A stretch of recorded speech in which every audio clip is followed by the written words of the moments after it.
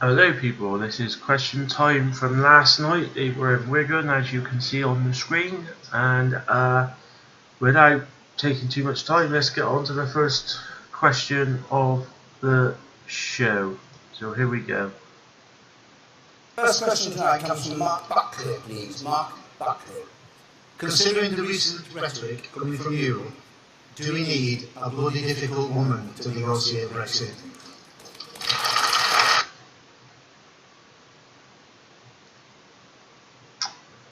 I think most people will know where I'm going to come from this. The one thing that the British people are going to keep being told about the EU now is how nasty they're being and how and it's not right, they shouldn't be nasty. And I just think, well, hold on a minute. The British people voted for this. You know, the EU never wanted any of this. They didn't want to have to put a massive country like the UK on the danger of being or of leaving. So, you know, May's actions are definitely being controlled, no doubt about it, by the Brexit Party and the Tories. There's no question about it, and they're using the fact that they won that referendum to the maximum, and they're pushing a leader of a party that way. I think it's very poor on the way May is handling that side of the party. She's basically given in to that side of the party because of the referendum. I don't think it's going to get us. I said from the beginning, if we vote to leave, nothing good will come from it. It's just going to create more conflict. It's going to create more distrust. It ain't going to help no one, and it's going to be billions of wasted money. Like I said the other day on Facebook, you know, it's going to cost billions, and all that billions of pounds could, if it wanted to be, if the leaders wanted it to be, put into a basic income for every country in the EU. But no, we can't do that. No. We've got to spend it on crap and arguing about who's going to get the better deal. It's just going to be chaos. The next few years is going to be absolutely chaos. One's going to win because it's just going to be chaos, and I just think being stubborn about it and trying to act like I know that we could be going into a negotiation. And the one thing I don't know if anyone picked up on it was with Paul Nuttall. It was like he was endorsing the Tory party doing a good job on behalf of the British people. When he turned around and said that, oh, I'm sure David Davis will get us a good deal, I was like, hold on a minute, have we got two Tory supporters on the panel? I just couldn't believe it. The leader of UKIP actually endorsing the Tory party. It was like, what the hell? I didn't know if anyone else picked up on that, but that threw me big time. I was like, well, he ain't going to get many votes, is he, for UKIP now? But then he is close to Nigel, so him and Nigel are friends, so they're probably working together to destroy UKIP. They don't need it anymore. It's done its job, hasn't it? Right, I'll move on to the next question now. 50 billion, 60 billion, or 100 billion. David Davis. Well, they're all too much. So this is there's going to be a few questions where I just missed out the presenter saying the question, but basically the question was, should the UK pay any exit fee? Well, yeah, we should, because the EU is only part of it. The EU only controls the single market. Everything outside of that we've signed up to, from science to all types of different things, from securities to science, all those other things. We've signed up to them. So we've got an obligation to them. Now, if we want to if we want to leave the EU, the EU is essentially the single market aspect. The single market aspect controls each member state's immigration and the single market aspect to make the market fair for everyone, not just the EU. It's like everything's pointed, everything is targeted to the EU. Oh, the EU's destroying jobs. No, it isn't. All the rules apply across the EU, and some people just do not get that, and that really frustrates the hell out of me. The EU does not go out of its way to control each individual member state. All they're in charge of, essentially, is the single market and applying the rules in a fair way across all countries. So I think that's one aspect there of the single market, which is what a lot of people voted against.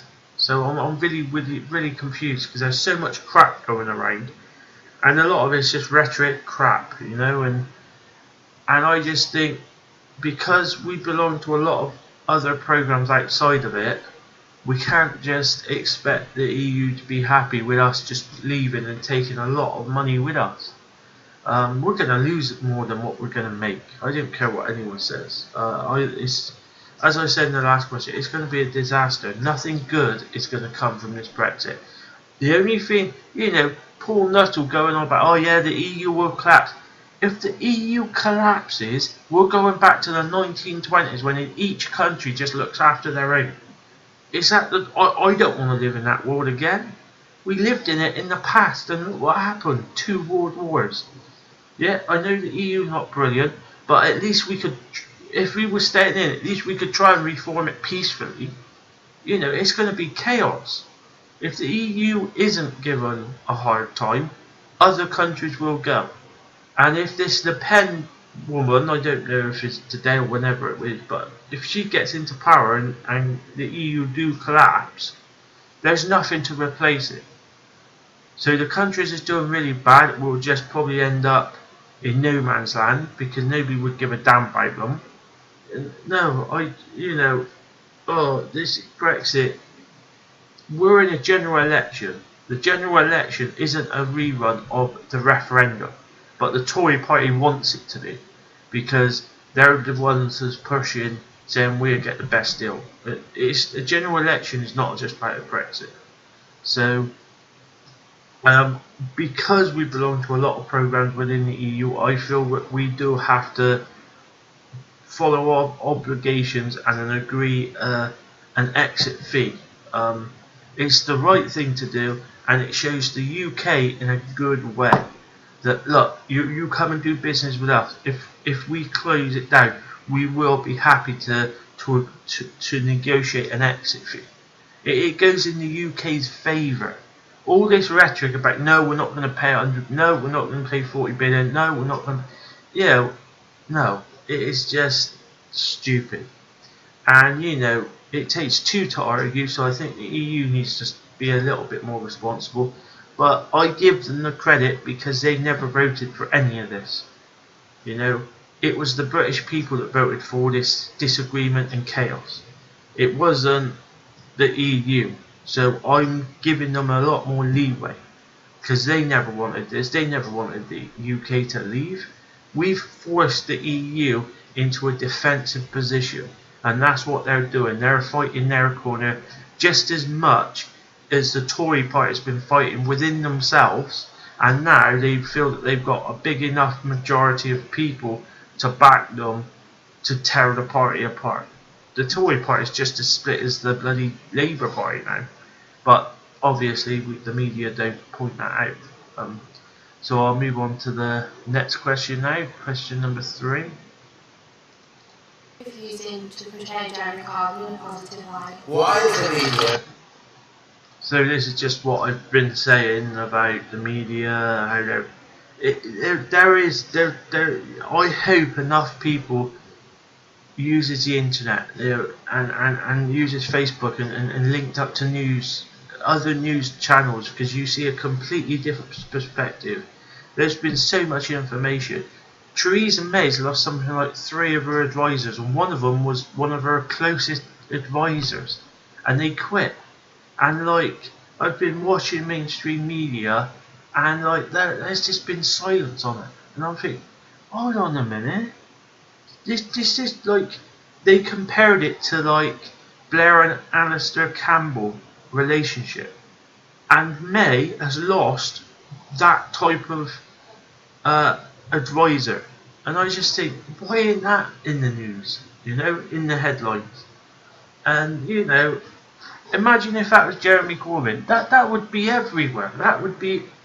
It'd be a week's worth of news, repeating the same thing over and over again, and interrogating all the MPs of Labour, kicking them in the teeth. I think it's fair to say that they would have, to a degree, brought it onto themselves, and I still think 100% that the right wing of Labour's got something planned. There's no doubt in my mind about that. They don't want Jeremy Prime Minister because they're right wing, they're saying they're Labour, but they've got plenty of money themselves, and they don't want to pay their fair share. That's what it boils down to. Let's face it, Blair is one of the most richest people, and I bet he's made sure all the people that stood by him and covered his back has been paid pretty well. So they're probably all millionaires too. So yeah, I think, I'm hoping enough. I'm even surprised Question Time had that question in there, to be honest with you, because they ain't even covered the Tory fraud. So I suppose they're trying to be a bit more balanced, which is a joke. So yeah, I'll move on to question number 4 now. The use of food banks has dramatically increased under the Tory government. Should we hang our heads in shame that as one of the richest countries in the world, people are queuing for food? Well, that's a simple answer, yeah. The analogy I will share with you people, the benefit system's been attacked so much by the Tory party, and they've managed to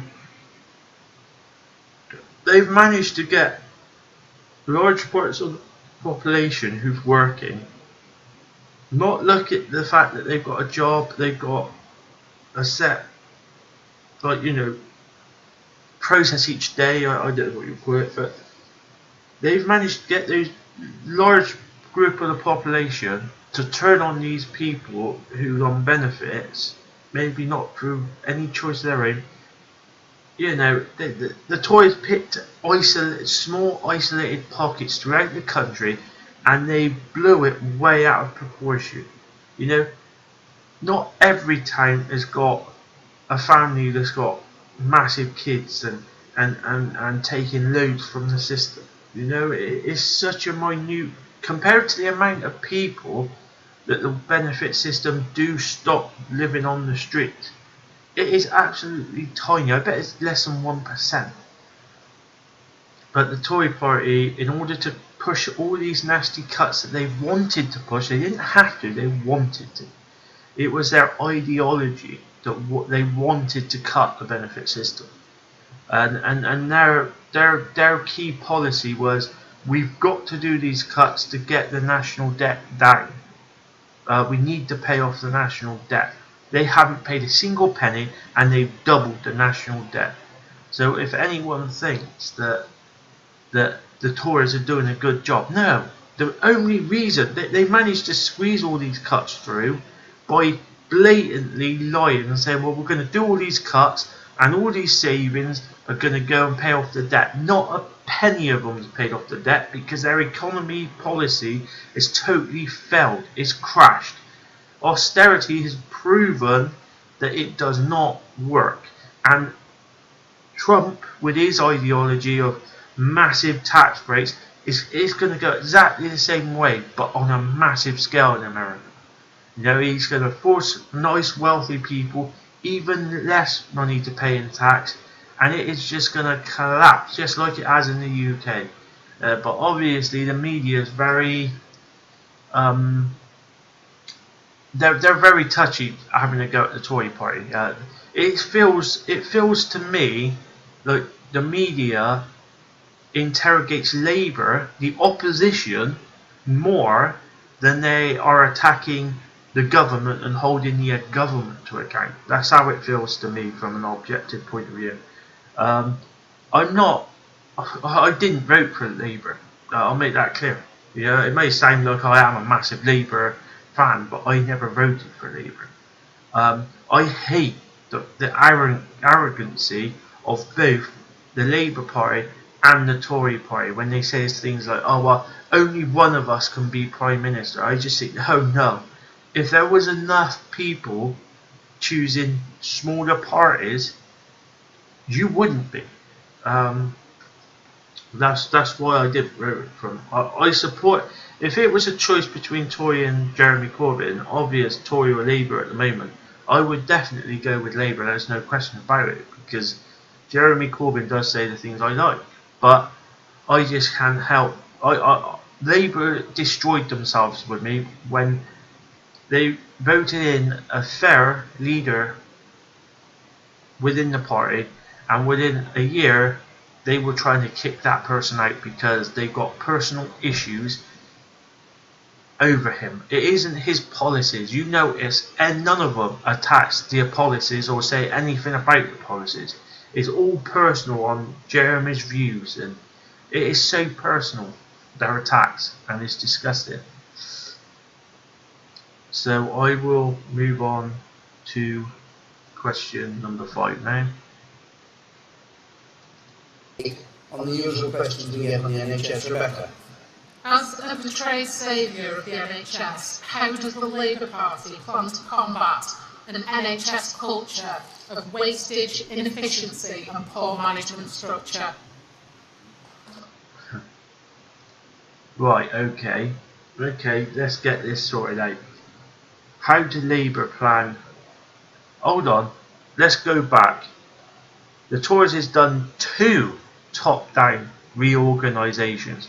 The first one was a complete disaster because nobody knew what the hell it was, because no one could really tell anything. That cost millions, or if not hundreds of millions. Then they done another one which was the biggest thing that opened up to private contract health services to the NHS to bid for contracts. So there's been 2 massive reforms that's cost millions, hundreds of millions, probably up in the billions both together, easy. And nothing's got better. I don't know about you people, but when a party says, right, we're going to reform something, that should make it better. But the Tory strategy has been all through the back door. Like the woman said later on, she said, well no, it's also about agency staff is being used when they cost 3 times as much. Their wages 3 times as much, and it's costing the NHS so much more money. That was by design by the Tory party. The Tory party said to each hospital trust, look, we want you to cut wages, and so they all cut wages. Then what the Tories probably did is probably took around 80% of that money. They probably gave 80% of that money back, but told trusts to use agency staff when times are busy.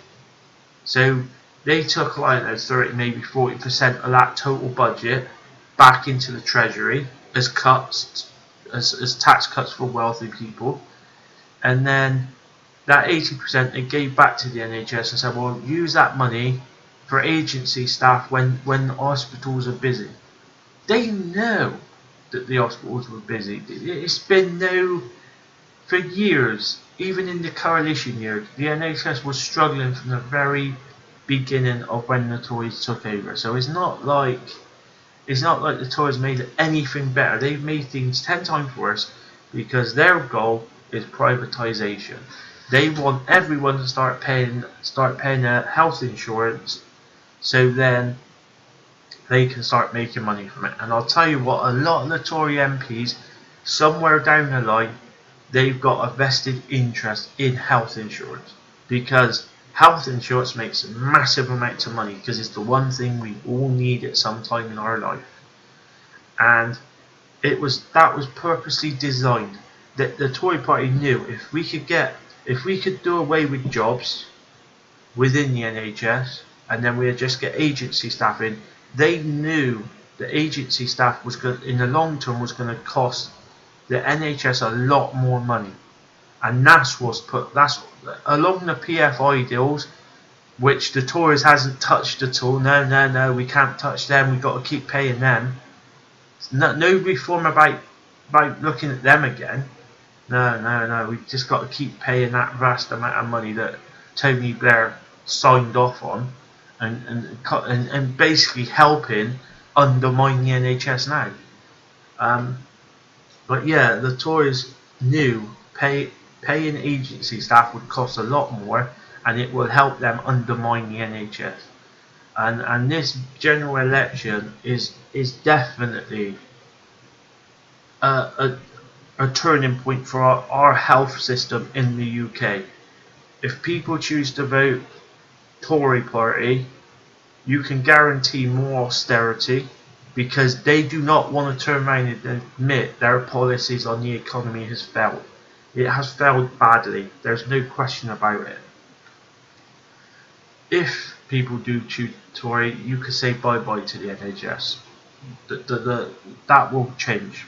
They will make that change, and it will happen pretty quick.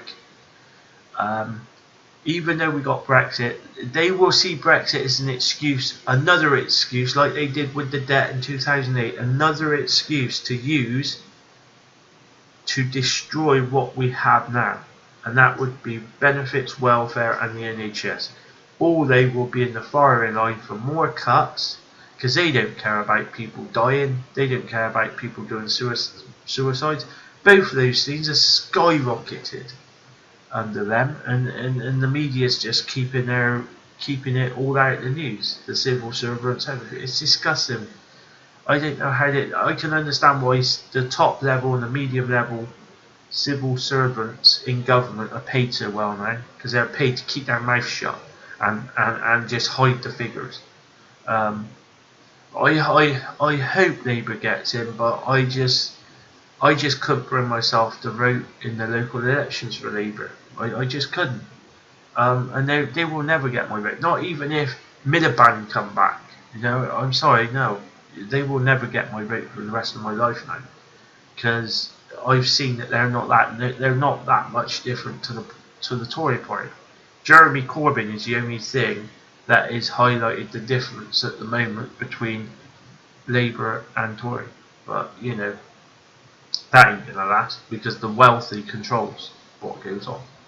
But I'm hoping people can wake up and actually tell Tories, no, you haven't done a good job, you've done a terrible job. They haven't done a good job. A good job would be the debt paid down, not doubled. The debt has doubled to over 2 trillion now. And the amount of fuss they were going on about before, Jesus, the debt was real bad back in 2010. What the hell? Look at it now. I'll leave it there. It's been 25 minutes, near enough, and until next week, thanks for watching, and ta-da.